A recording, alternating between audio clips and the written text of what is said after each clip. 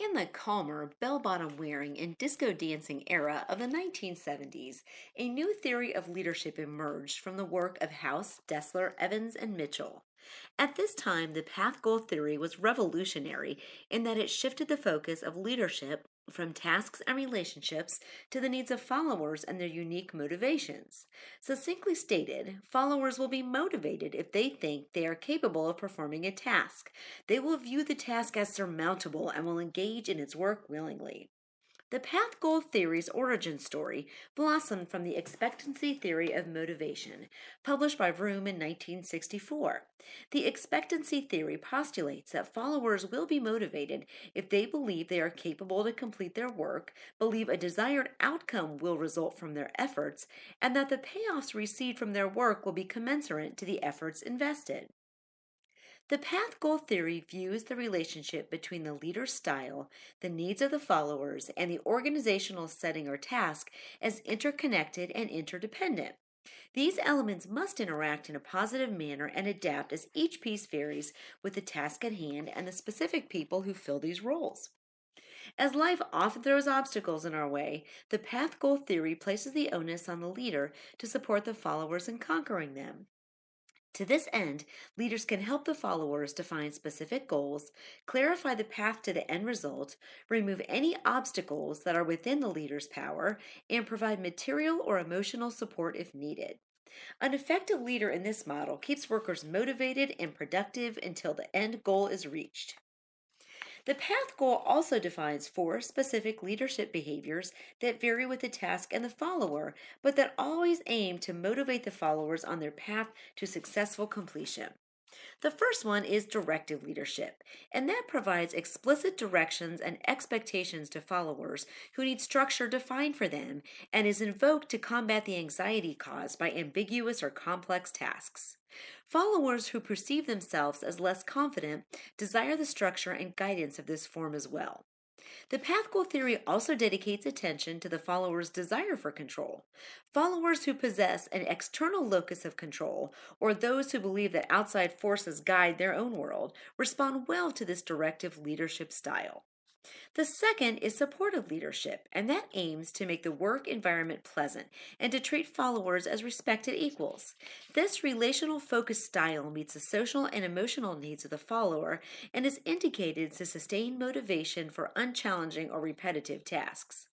This form of leadership meets the needs of followers who possess a high need for affiliation and relationships.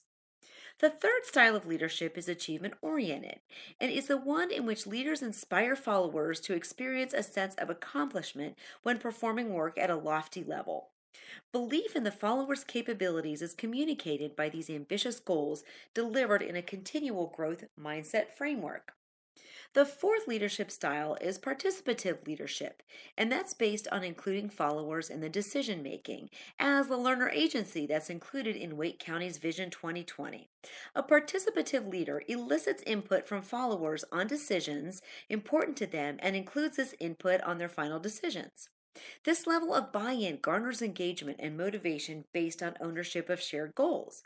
Participative leadership is especially effective for followers who operate from a power and control behavior motivation, as well as those who believe in an internal locus of control. Besides the leader's style and needs of the followers, the third intertwined element in the path goal theory is the characteristics of the task at hand. As tasks vary, different leadership styles are called into action. For example, a complex task with unclear rules are best guided with a directive leadership style, while tasks that are being completed by a team characterized by low trust would benefit from a supportive leadership style. The strengths of the path goal theory include that it 1. Provides a useful theoretical framework in the four dimensions of leadership behavior that define the impact of leadership styles on productivity and worker satisfaction.